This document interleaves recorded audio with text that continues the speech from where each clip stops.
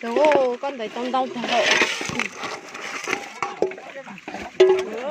Tao hòn tàu sao xếp cũng mổ sao tụi mày ai tu non tiền chè ơ sao xếp cũng mổ mua con nhà thì cho chị tàu mổ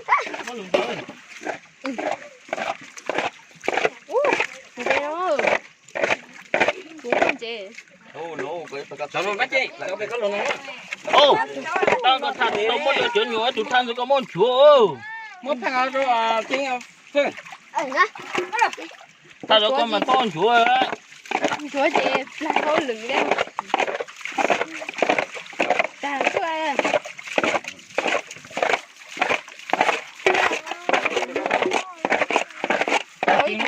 ít thùng đi đi con đi Căng không phải. để thùng chè rất xuân để cô cậu ngấu Cái tụi nó nữa ha. nhớ lộ Để cái này sao? mua Sữa, sữa. ồ Nó nhắc cốc của, nó cốc của.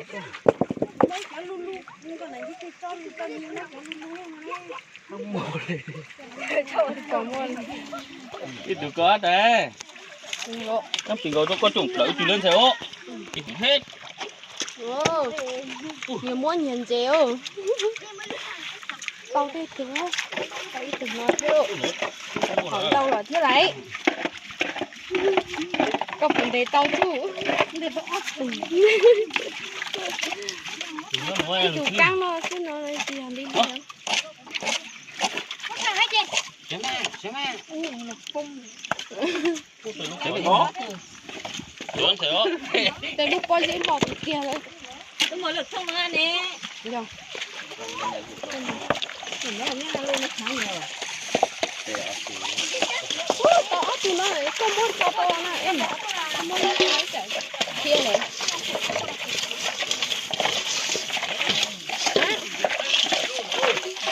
nó chơi chơi Tiếng luôn. ôi vừa có gì thấy chứ cả Gì chết rồi? nhờ lấy lúa lấy lúa nó thế nhá Ô, phải tụt ra luôn. Thế tụt ra luôn.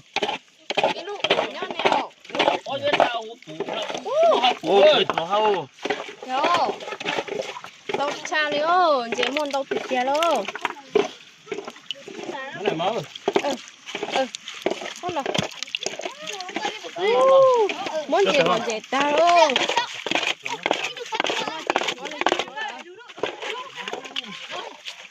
cha nó chân để tao lo chân để tao cho hả nó phụ lục khảo tao thua còn phải phải ui tụi cao su đó đây chứ nó chịu là ôi nhau cao su nhau hả ô điện chạy hay thì kìa đó này say ơ chọn chè này nhớ hộ cho có ăn mò nó thế nào ôi ít chút cá họ thì chọn chúa có đu đu nó chỉ tao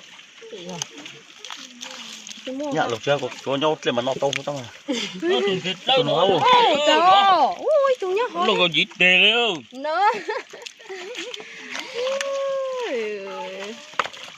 tiền chè đâu là phát tên nó cũng muốn chè đi lại Cái tụi lũ chỉ nó ha nữa.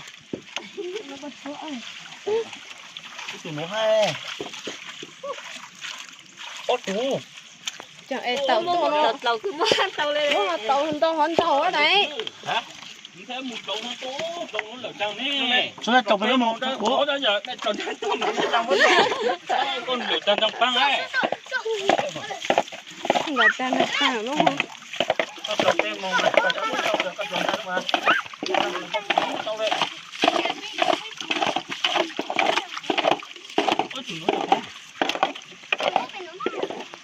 alo muốn chị nó đó Còn muốn gì tài đó cũng tao tao thấy đua của nó tao tao chào rồi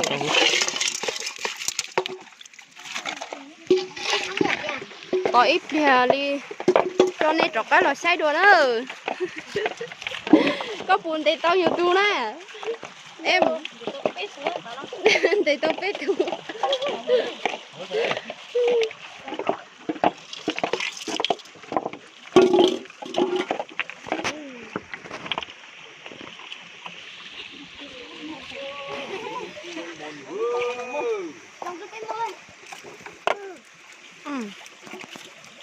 ô nó mà tụt tan tàn rồi mua nữa từ lưu tầm cho nó tụi nó bán cho mà cua mà hầu mà cắn cười ô gì thấy tôi thấy áo pe luôn luôn nữa lúa nữa coi coi